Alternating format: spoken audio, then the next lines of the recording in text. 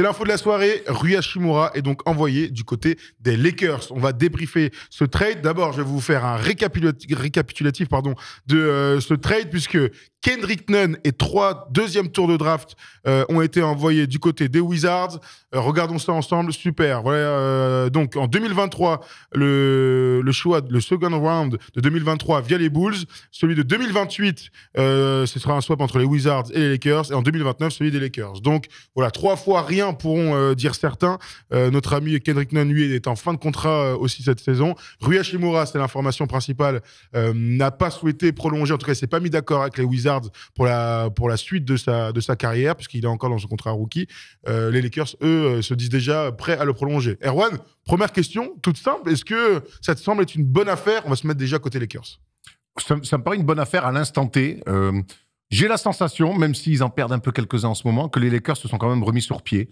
Depuis, quand on repense à ce début de saison, le rôle de Russell Westbrook en 6e homme, LeBron James qui est extraordinaire. On n'oublie pas, avant sa blessure, que Anthony Davis marchait sur l'eau et il y avait un niveau de lui aussi de MVP.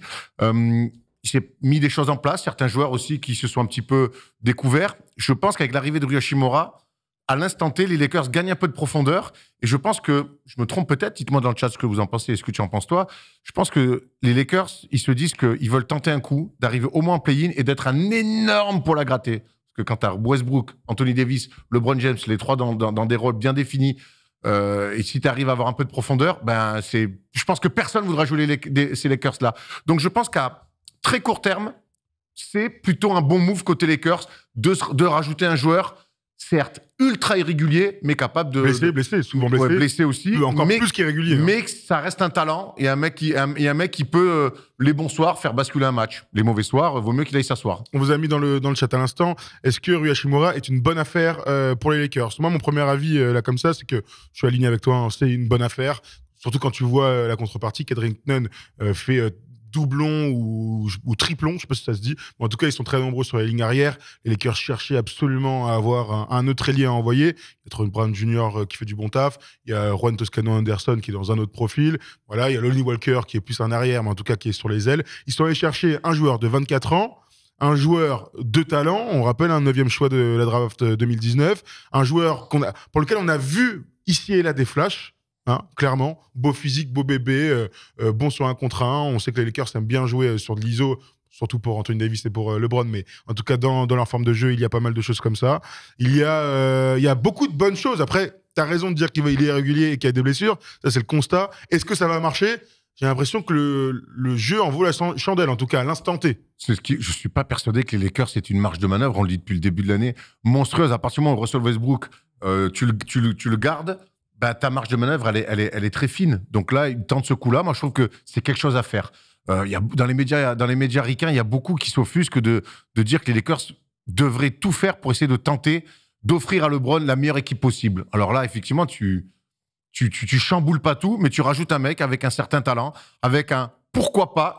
Et je pense qu'aujourd'hui, les Lakers, tant qu'ils ne bougent pas Russell Westbrook, ils pourront pas espérer mieux. Et là, tenter Rui Hachimura, je te dis, moi, ça fait de la profondeur. Et cette équipe-là, si elle arrive au complet à accrocher un play-in, voire mieux, je peux te dire que ça va être un brave enfer quand je vois l'état de santé de LeBron qui est en pleine bourre. Et si Anthony Davis revient au niveau auquel on l'avait laissé, bon courage pour les futurs adversaires. Donc moi, je trouve que c'est un bon coup. Je rajoute aussi que c'est une équipe qui court énormément.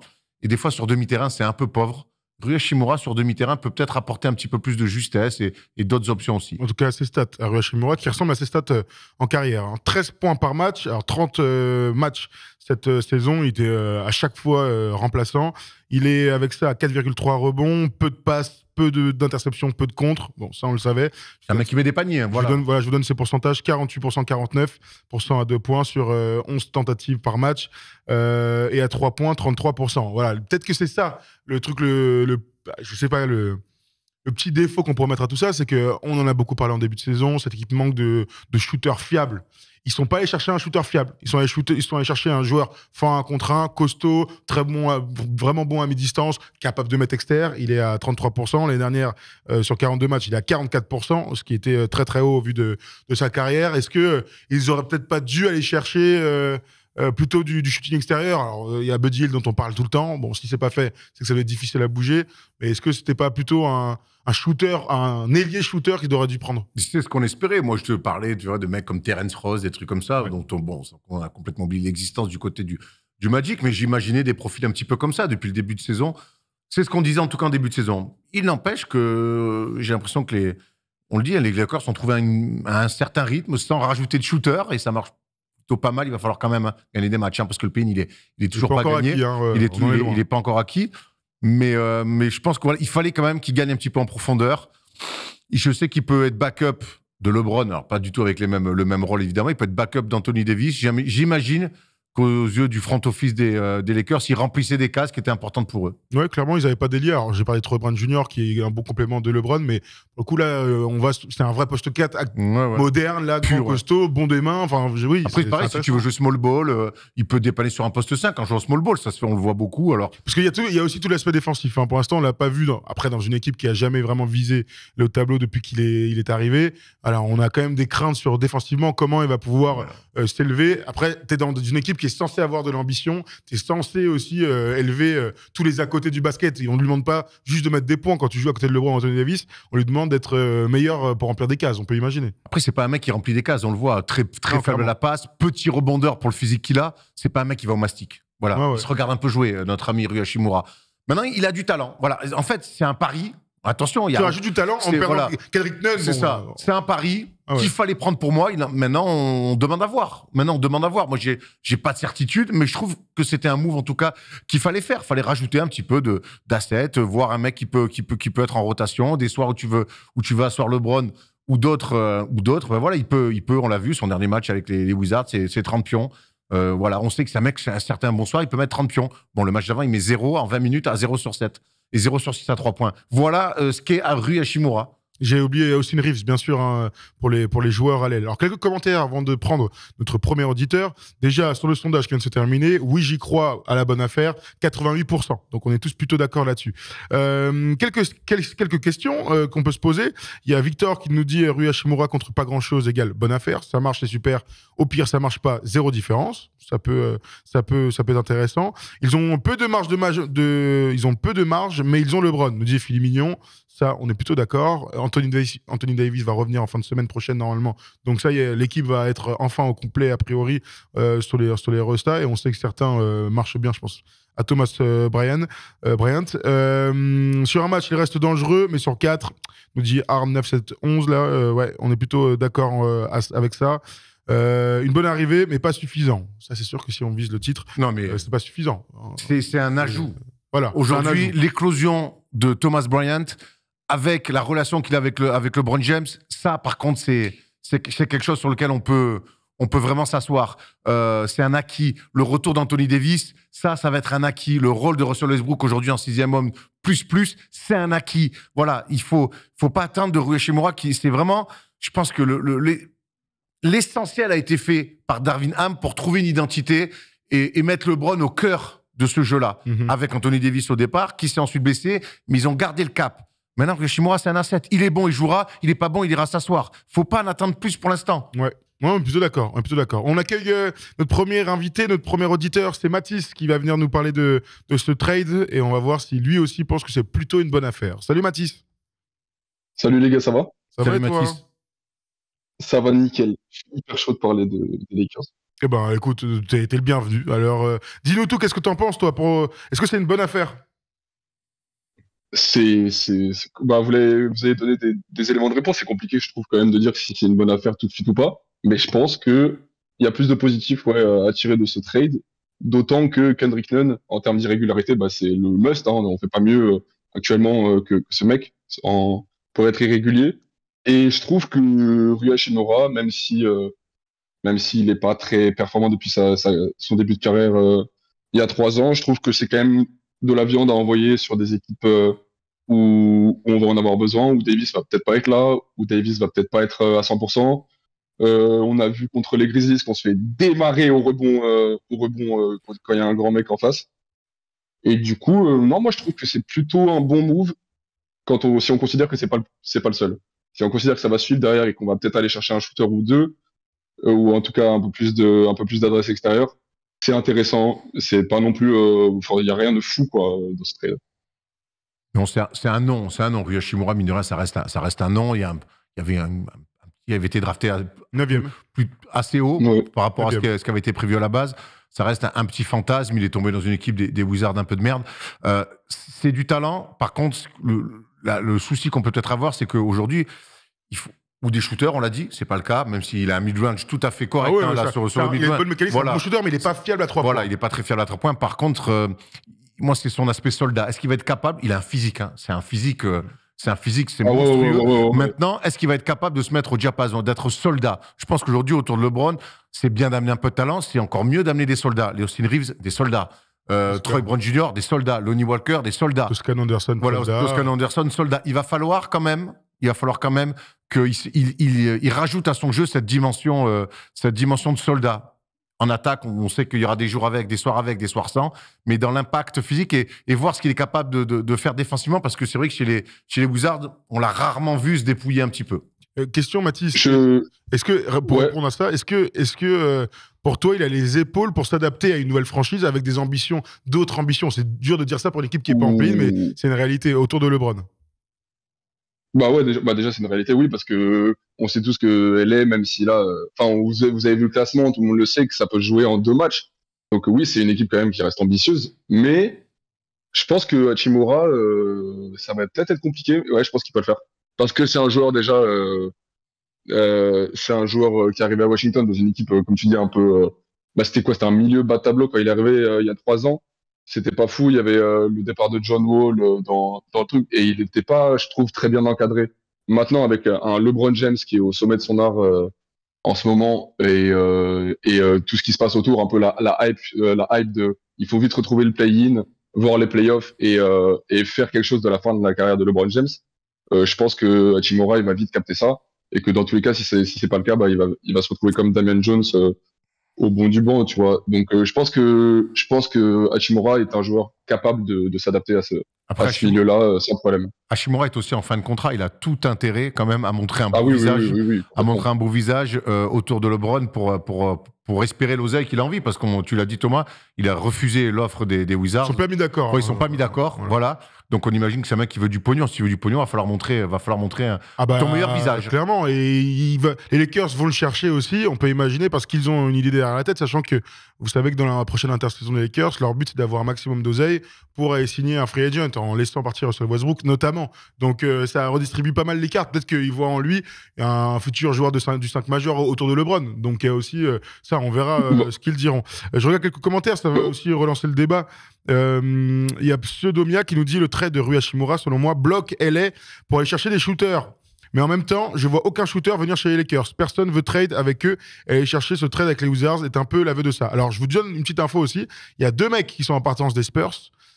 Josh Richardson et Doug McDermott. Et on parle de trade autour de second tour de draft. Donc, encore une fois, comme ce qui vient de se passer avec Rui Hachimura, Doug McDermott est un joueur de très haut niveau, là où Josh Richardson est devenu un shooter fiable à 3 points. Il est à 40%, alors un peu moins cette année, mais il a montré l'année dernière qu'il pouvait être à plus de 40%. Donc, il y a d'autres pièces ici et là sur lesquelles tu peux réfléchir. Donc c'est peut-être là les bons coups. Doug McDermott, il ferait pas tâche dans l'effectif. Ah ben là, on parle. Après Doug McDermott, moi en tant que fan des Lakers, je cite tous les jours Doug McDermott. Excuse-moi Erwan, mais Doug McDermott, c'est tellement ce qu'il nous faut. Putain, mais c'est tellement lui qu'on veut. Oui et non. Pourquoi? Parce que déjà passoire défensive, et de 2, Doug McDermott, où faut bosser pour lui, mettre des systèmes un peu lents sur des remontées. J'y crois pas aux Lakers. Ou alors c'est une bout de chaîne, vraiment grand bout de chaîne. Et mine de rien, c'est un mec qui a quand même aussi attiré par la balle et c'est pas un free and D, tu vois, qui va attendre gentiment dans le corner. Donc le D, je viens d'expliquer. Je sais pas, je sais pas. Tu vois, il y a le profil Evan, par exemple, mais après on imagine que les Knicks en retour, ils voudraient, ou alors il y a quelqu'un qui décale Reddish. Le problème c'est le contrat d'Evan. Là c'est le problème là c'est un problème de contrat. Mais McDermott, oui, dans le profil, c'est un shooter, mais c'est un shooter pour qui il faut travailler. J'ai pas l'impression que les Lakers aujourd'hui aient les formes de jeu pour mettre en valeur. J'ai envie de te dire aussi que lorsqu'il y avait Kyle Korver ou Mike Miller autour de LeBron, c'était des mecs sur le principe. J'aurais pu te dire qu'il fallait travailler pour eux. On travaillait pas beaucoup pour eux non plus. C'est pas leur meilleur passage, Kyle Korver côté de LeBron. Ouais, mais c'est dans les équipes qui ont joué le titre. Oui, mais ils ont eu de l'impact. D'accord, mais je dis même pas que McDermott à leur niveau. Ces mecs-là shooters. je sais que Kyle Korver, par exemple, à Atlanta, il y avait des systèmes pour lui. Ah, moi, je parle de là où LeBron, il a été moi. Ah, moi, je parle de Korver qui a eu de l'impact sur Ouais, des ouais. moments où tu vas en finale. Avec les Cavs, Ouais, mais- moi, je parle. Je parle pas du tout J'ai bien avec. compris. Les gars, Oui, vas-y. McDermott, il a quand même le niveau pour ne pas avoir besoin dans la NBA actuelle de forcément des systèmes dessinés autour de lui. Et je pense que, pareil, à l'instar de Hashimura, il peut se mettre au diapason défensivement et comprendre qu'il y a de l'urgence, il y a de l'urgence dans la situation. Très ambitieux d'imaginer Doug McDermott être un défenseur correct. Après, pourquoi pas. Après, moi, c'est un mec qui crée pas ce qui. Alors, il est bon sans ballon, donc on sait qu'il peut aller sur des lignes de fond, aller mettre des petits lay-ups, créer. C'est un mec, c'est un basketteur. Il sent le jeu. Maintenant, c'est un mec quand même. Il faut lui mettre quand même un peu des écrans pour qu'il attrape et qu'il shoot. Hein. C'est pas lui filer la gonfle et Non, après quand ce type de profil arrive dans une équipe, tu il t'adaptes. sait. Bah, lui, il s'adapte. Quoi, Ouais, surtout, hein. Quand bah- tu joues avec LeBron, de toute façon, tu t'adaptes. Ouais, non, Ouais, non, mais après, il y a quand même. tu pourras il y a toujours le quand même planquer tu pourras des- toujours le planquer dans un corner Ouais, ou et pas que. il aura des tirs. Et avec De LeBron, toute il façon, aura... tu vois il la aura manière des de tirs jouer. ouverts. Bah oui, tu vois la Attention. manière de jouer des Lakers.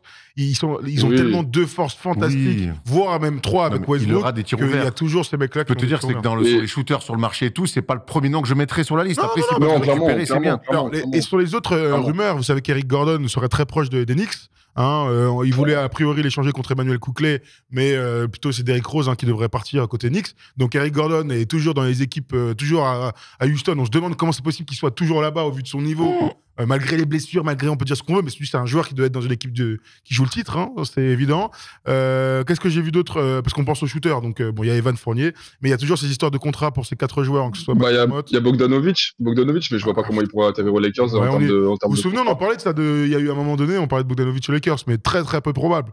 Enfin, en tout cas, Et qu'est-ce il y a qu'il dit Duncan l'autre Robinson. l'autre aussi, Duncan Bogdanovic Robinson. Pardon. C'est tous il y a Duncan Robinson aussi, mais c'est que des mecs où en fait faut limite, faut bouger Russell Westbrook pour avoir ces mecs-là. Ils ont trop de gros contrats. Même McDermott, c'est 13 millions, et l'année prochaine aussi. Mine de Tu rien. vois. Donc Et- Hachimura, c'est une bonne affaire parce qu'il est toujours dans son contrat rookie.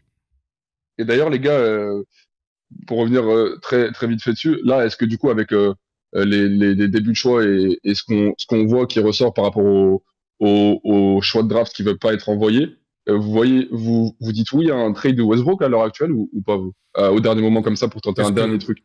Là, moi, il faut qu'il y ait quelque chose en Eh, face. Mbappé, il a encore marqué, c'est incroyable. Pardon, non, mais excusez-moi. Il y a Oui. 7-0 là, je suis choqué, il a faut encore marqué qu'il y ait- l'autre. Il faut qu'il y ait, Ah ouf, pardon. il n'y a pas 7-0, il y a 6-0, 1-7 à 0 et 1. Ah oui, 1-0 dans le deuxième set. Moi, Westbrook, je veux dire comme ça, tu le bouges aujourd'hui, contre quoi? Faut vraiment qu'en face, tu puisses te projeter sur un... Si c'est pour un mec que tu vas avoir 6 mois ou 1 an, en fait, moi, je garde Westbrook tous les jours. Hein. Moi, je garde Westbrook parce Non, mais que... parlons de profil au-delà de la suite, c'est plutôt les profils. C'est si tu arrives à bouger Westbrook, bon bah qu'est-ce que tu veux? C'est plutôt dans ce sens-là. Après, il y a un truc. Mais Vas-y, on Mathis. est en janvier déjà, quoi. Oui, bah, c'est moi, incroyable. moi, je trouve que, étant donné la gueule de la saison des Lakers, qu'elle est en train de prendre, là, moi, je vois pas, je pense qu'il faut absolument pas transférer Westbrook et que il est complètement rentré dans son rôle et dans son moule, on va dire, et que là, ouais, il faut juste essayer de trouver des soldats et peut-être la petite pièce qui va faire que, tu vois, la différence. Déjà, Davis va revenir et je pense que là, actuellement, il faut plus s'occuper de Westbrook et du transfert. Ça ferait d'un gros changement dans l'équipe et je pense que l'équipe, elle a besoin d'un minimum de stabilité. Il y a eu trop de changements depuis l'année champion. Moi, je te rejoins là-dessus et je pense que si Westbrook n'est pas parti, il partira pas avant cet été. Voilà. Ok. Bah, une Oui, voilà, si Il y a- ça n'a pas été ouais, fait avant. Le deadline nous a surpris y a une trade- souvent. Il y a une trade deadline, il y a LeBron qui a quand même dit moi je veux pas rater les playoffs une deuxième fois d'affilée. J'ai l'impression qu'avec l'équilibre qu'ils ont trouvé, l'arrivée des Rui Hachimura, l'explosion de Thomas Bryant, le retour de Thomas Bryant et l'attente du retour dans une semaine d'Anthony Davis, quand même pour moi s'ils veulent se mettre toutes les chances de leur côté, faut garder Russell Westbrook parce que allez, tu parles sauf oui. si tu fais un Buddy Hield de Miles Turner Pourquoi sauf? C'est ça, mais c'est ça le truc. pour moi si ça n'a pas déjà été fait, je vois pas pourquoi ça se ferait maintenant. Bah, quand il arrive la trade deadline, ça se bouge le fion. Hein. C'est ça aussi la réalité. C'est au fur et à mesure, tu vois, c'est pas comme si les autres là ils étaient premiers à la conférence Est. Hein. Si tu Ils sont t'intéresse, 12e, ils sont 12e. Il faut jamais attendre. Ouais, c'est vrai. Faut jamais oublier que transférer des mecs qui sont sous contrat contre un mec qui a 47 millions et plus de contrat, Expirant, un truc, ça fait de la place. Ça compte. Donc il aura forcément des propositions, Russell Westbrook. Bah, surtout qu'ils sont les braves amis de l'Est, là, comment ça s'appelle, les Pacers, ils sont 12e, mais ils sont sur une méchante série de défaites, là, 7. Et je pense que ça va, d'ici le All-Star Game, ça va tanker comme jamais. Donc en vrai, ils auraient pas. Enfin, je veux dire, ce serait dans leur intérêt de balader Buddy Hield et Miles Turner. Moi, je souhaite pas actuellement, tant que je suis fan des Lakers, et je veux pas qu'il y ait de changement au niveau de Westbrook. Mais c'est encore possible, je pense. Ouais, je suis plutôt d'accord. Moi aussi, là, ils ont trouvé une alchimie. Je suis plutôt d'accord. Voilà, on va voir Rui Hachimura, avoir encore pas de Bev. Hein. Moi, je suis chaud qu'il se casse, même s'il fait Ah des ouais, choses ouais, ici ouais. ou là. Mais voilà, c'est ça que tu dois aller chercher avec lui et un second round 2049. On s'en bat les couilles. Tu vas me chercher un shooter. Voilà, ailier, allez, arrière ailier, et puis basta. On l'a vu comme ça. Je pense que on est tous plutôt alignés pour dire ça. Je regarde quelques commentaires. Ah C'est ouais. intéressant, les gars, ce que vous dites hein, dans le chat. On peut en débattre des heures, nous dit Arco 4, et des heures des Lakers. La seule chose qu'il leur faut, c'est un Anthony Davis et un LeBron James en bonne santé. S'ils sont là, personne voudra les jouer en playoff. S'il en manque un des deux, la saison sera finie plus tôt que prévu. C'est pas un casse-tête. Bon, ça se tient, hein, parfois. Dans le chat, on nous dit Gary Trent Junior. Ah, mais les gars, ça, c'est des contrats, c'est des contrats sérieux, quoi. C'est des mecs qui ont des gros contrats, donc tu peux pas juste les bouger contre Kendrick Nunn et des tours de draft. Donc, c'est clair. N'oublions pas que Hachimura est encore dans son contrat rookie. Là, Gary Trent, évidemment, Junior, évidemment que c'est très bien, mais c'est des mecs qui prennent 15-20 millions la saison. Plus lui. Il a 17 millions l'année. Ouais, voilà, tu vois, voilà, donc ça... Si tu bouges pas des mecs aussi facilement que ça, quoi. Non, c'est clair. Petit jeu, là. Vous devez donner les 3 noms en même temps pour jouer avec nous dans le chat. On aime bien faire ça. On l'a fait avec les gars dans la rédac.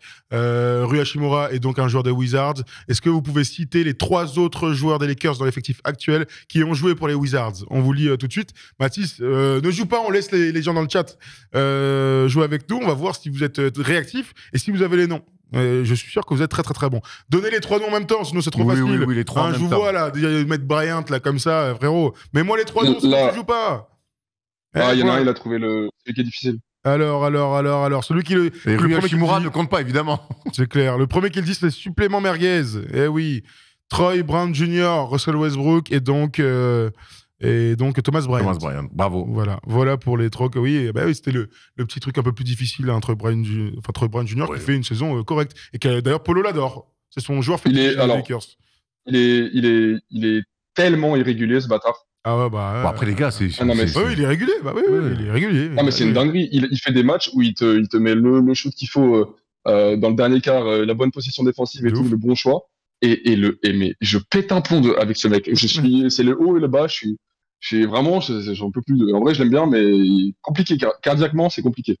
Et vous avez vu ce qui s'est passé là avec Shannon Sharp, qui est rentré sur le terrain, alors pote de LeBron à fond, hein, grand supporter de LeBron.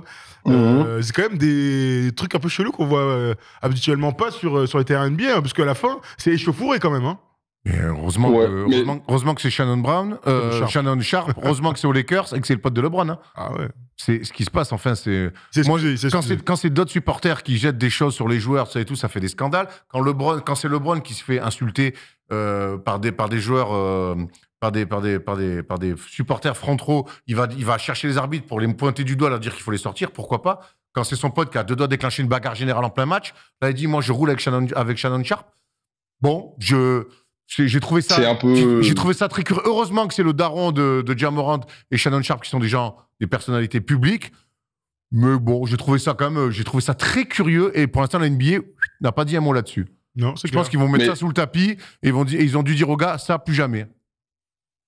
Je pense aussi. Mais d'ailleurs en parlant de ça, j'imagine que vous allez l'aborder dans la partie Grizzlies après.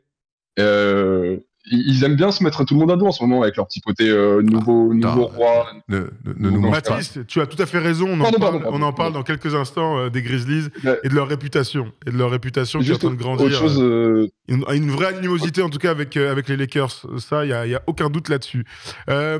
Pour clôturer tout ça sur les Lakers, j'ai bien compris. Vous êtes plutôt d'accord pour dire qu'il ne faut pas bouger Westbrook. En tout cas, ils vont continuer comme ça. Darvin Ham, franchement, j'ai l'impression qu'il fait des bonnes choses, mais par moments, il y a tellement des trous d'air collectifs. Ils arrivent à revenir dans la course. Ils perdent 4 matchs. Et après, ils reviennent, etc. Ils sont archi dépendants de LeBron. D'ailleurs, je viens de voir une stat. LeBron, il est sur une série de 29 matchs consécutifs à 20 points ou plus. Heureusement qu'il a 48 ans, lui aussi. Il est sensationnel, LeBron. On l'a vu tout à l'heure, c'est le joueur de la semaine. Comment tu le trouves, le papy? Je le trouve magnifique. vraiment quelques petites crises, quelques petites grèves plutôt d'adresse externe, mais il fait tout derrière, quoi. Ce côté, on a l'impression que de le voir à 26 ans traverser le terrain, aller mettre des tomards sur les mecs, être un vrai leader et cette rage et cette soif de gagner. Je trouve que dans l'attitude aussi, alors il y a les stats qui sont pharaoniques, mais il y a l'attitude. Je le trouve, il a 38 berges, quoi. Non, c'est dingue. Voilà, il est quand même exceptionnel. Il a un peu réaugmenté à 3 points, mais ça fait 2 fois en peu de temps qu'il est joueur de la semaine. Je crois que quand il dit qu'il a vraiment pas envie de rater les playoffs pour la 2e année consécutive, je crois qu'il le montre aussi sur le terrain. C'est clair. Hier, il y a eu quand même un match tout à fait ouf. Alors, il y a le match contre les Grizzlies et la victoire d'1 point des Lakers. Mais alors, le match des Lakers, contre Portland, à Portland, j'ai jamais vu un match pareil. On rappelle quand même qu'ils font un premier bon carton et le deuxième, c'est le pire carton de l'histoire des Lakers. Petite histoire en plus, et parfois avec des équipes cataclysmiques, et mener de 25 points et revenir dans ce match-là et aller le gagner sans qu'il y ait un vrai money time, puisqu'il y avait 10 points d'écart. Franchement, Mathis, t'as regardé le match? Je sais pas si t'as regardé le match, mais c'était un peu fier. Mais cette année, j'ai pas raté encore un match des Lakers en direct. Donc pour l'instant, ça va se carrer. Mais j'ai réveillé ma coloc hier soir tellement c'était une dinguerie le 3e carton. J'ai réveillé ma coloc, je me suis fait engueuler. Bah ouais, il y a de quoi en même temps. Qui réveille sa coloc pour un match des Lakers? C'est fou, toi. C'est même pas les playoffs. Non, mais attends, LeBron. Non, mais moi, je réveille qui je veux pour LeBron et les Lakers. C'était une dinguerie. C'était trop bien. Non, les 2 derniers matchs, on s'est régalé. Là, franchement, les matchs des Lakers en ce moment, même si, en vrai, c'est même pas du. Bah, alors, je suis fan d'eux, j'ai déjà dit, mais c'est même pas. C'est vraiment objectivement, je trouve que c'est les matchs les plus intéressants à regarder parce que j'en regarde vraiment d'autres. Je suis pas non plus un.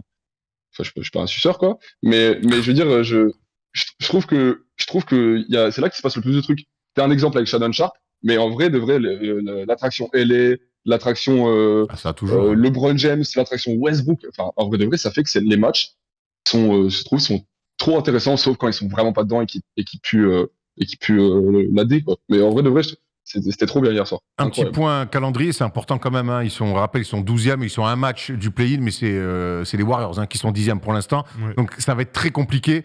Prochain match, derby de Los Angeles face aux Clippers. Donc ensuite, ils jouent San Antonio. Après, road trip à Boston, à Brooklyn, à New York, à Indiana, chez les Pelicans, reçoivent Oklahoma City, c'est jamais cadeau, reçoivent Milwaukee, vont à Golden State le 12 février. 12 février, ouais. Okay. Vont à Portland. Ouais, voilà, donc retourne à Portland. Ah ouais. Le calendrier, il n'est pas cadeau. Il va y avoir un road trip. C'est bien qu'il revienne, tonton Anthony, là. Ça serait bien qu'Anthony Davis revienne rapidement. La semaine prochaine. Il y a en pleine bourre. Absolument. Bon, voilà, en tout cas, on n'a pas parlé de certains joueurs. Dennis Schroeder, en ce moment, qui est très, très, très bon. C'est aussi pour ça que j'aimerais bien un trade de Pat Beverley, parce que tout le monde titulaire, celui-là, en Dennis Schroeder, j'ai l'impression que là, il s'est vraiment bien trouvé, alors que c'est difficile d'imaginer un Dennis Schroeder performant avec un LeBron sur le terrain et un Westbrook, et pourtant, il arrive à être très, très bon. Il y a même le petit rookie Max Christie qui fait de bonnes choses. Enfin bref, il y a une équipe qui est en train de se dessiner et qui va aller à la chasse post-All-Star Game au play-in. Merci, Mathis, de nous avoir appelé. J'ai une dernière question. Ouais, bah vas-y. Là, quand tu dis que Pat Bev doit être transféré, moi je suis plutôt d'accord avec toi. Après, du coup, ça veut dire que sur les lignes arrière, tu te contentes de Westbrook en 6e homme, Schroeder à la main, et après juste Lonnie Walker et Austin Reeves en poste 2. Bah, pas un bon défenseur sur le poste 1 quand même. C'est un peu le risque, bien sûr que c'est pas suffisant. Il n'empêche que je fais un trade pour aller chercher du shoot. J'ai l'impression que c'est ce qui leur manque le plus. Après, Pat Bev, quand il met un peu dedans, et ça lui est arrivé ces derniers temps, il change tellement la face de l'équipe par sa hargne, par son grand wawa. Important, c'est lui qui sonne la révolte. Bien sûr, clairement. Donc il en faut des joueurs comme ça. Mais bon, je me dis que l'équipe sera meilleure avec un meilleur shooter arrière-ailier. Voilà, c'est ce que je me dis. Ils ont 2 meneurs de bon niveau. Ça se passe autour. Donc voilà, sachant que Pat Beverley joue vraiment comme un Femendi, ni plus ni moins. Mais pas du tout d'être à créer. Ce serait bien d'arrêter de grincer des dents à chaque fois que tu prends un shoot à 3 points. En vrai de vrai, moi je suis d'accord pour avoir un shoot. Ça risque pas de changer jusqu'à la fin de sa carrière. Et LeBron est meneur. Oui, non, mais on est d'accord, bien sûr, c'est lui qui a la balle tout le temps. Mais sur les meneurs de jeu, pour défendre sur les meneurs de jeu, LeBron ne défend pas sur les meneurs de jeu. Voilà. Hier sur Lillard, d'ailleurs, même Westbrook et lui ont fait un très bon taf sur Lillard. Il a quand même fini avec un pourcentage bien dégueulasse, l'ami. Non, c'est clair. C'était régal. C'était un super match à voir pour ceux qui aiment les retournements de situation. Merci, Mathis. Ah ouais. Merci à vous, les gars. Bisous. Salut, Mathis. Ciao. La bise, tonton. À bientôt. Salut, Mathis. À la prochaine. Ciao. Voilà pour les Lakers. En tout cas, Rui Hachimura va faire ses débuts. L'histoire retiendra qu'il aura marqué 30 points pour son dernier match avec les Wizards. Et avant, il avait marqué quoi le match d'avant ? 0 avec un 0 sur 7 au tir contre les Knicks. C'était une réaction à un match à 0 points, mais bon, ce sera son dernier. C'est un peu à l'image du joueur. C'est un mec qui tourne à 13 points de moins quasiment, sauf l'année dernière, il était à 11, mais depuis qu'il est rookie, il est toujours à 13. un Toujours peu à 13. plus de 13 points. Ouais. Et il fait des 24, 7, voilà, des 18, 2. Voilà, c'est Rui Hachimura. Il est très, très irrégulier, ce garçon. On en a pas en parlé. plus d'être pas mal blessé. Ouais, on n'a pas parlé, on se fait 2 minutes sur les Wizards, Erwan. Ce qu'on a appris aussi dans tout ça, c'est ce que Woj nous a dit, c'est qu'ils ne se sont pas mis d'accord, donc côté Rui Hachimura et côté Wizards, parce que les Wizards ont un vraiment gros espoir de re-signer avec un beau contrat cet été Kyle Kuzma. Est-ce que Kyle Kuzma a envie de rester là-bas? C'est l'autre question. Hein. Je peux répondre? Vas-y. I don't think so, my C'est man. une question d'oseille à un moment donné, hein, ça, les joueurs Ouais, NBA. c'est sûr. Tu vois, il y a personne qui peut offrir plus d'argent que les Wizards à Kyle Kuzma. Qu'est-ce que tu dis de tout ça, là? Je trouve qu'il fait une saison incroyable, que loin dans une ville, même si ça reste la capitale, où il y a quand même moins d'effervescence que ce qu'il a pu connaître à Los Angeles, je trouve qu'on redécouvre un joueur avec beaucoup, beaucoup, beaucoup de talent. Un joueur qui arrive à maturité aussi, surtout. Qui arrive à maturité et qui est capable de prendre des responsabilités. Maintenant, est-ce qu'à terme, tu le resserres lui, t'as Porzingis qui fait lui aussi une saison fantastique. Bon, voilà, après, c'est leur calcul à eux. Attends, tu ferais quoi? C'est ça ma question. Porzingis qui va revenir là. Hein. Je regardais ça. Tac, attends. Après, il faut pas un tweet, là. Après, le laisser partir, ça fait chier. Donc, je sais, c'est une bonne question.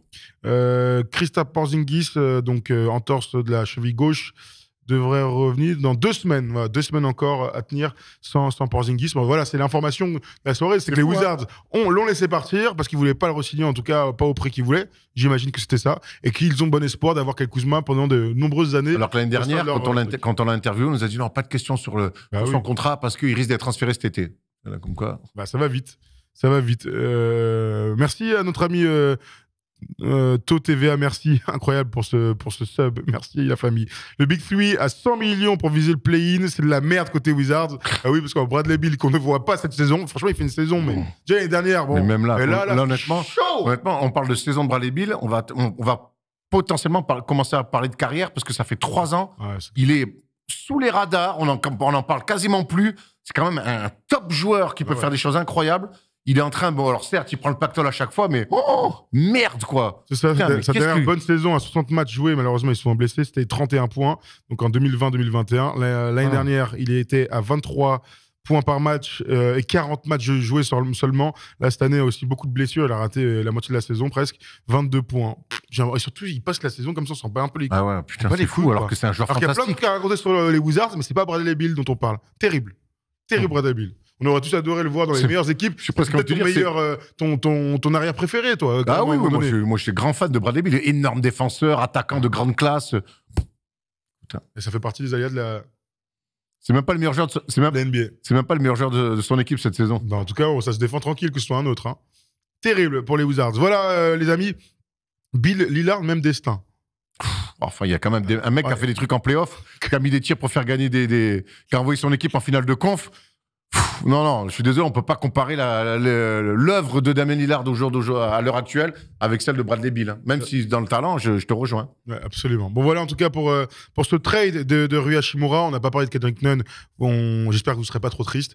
Non, on va passer aux Memphis Grizzlies parce qu'il y a plein de choses à dire sur cette équipe qui vise le haut de la conférence Ouest, surtout peut-être la finale de conférence. Qui sait?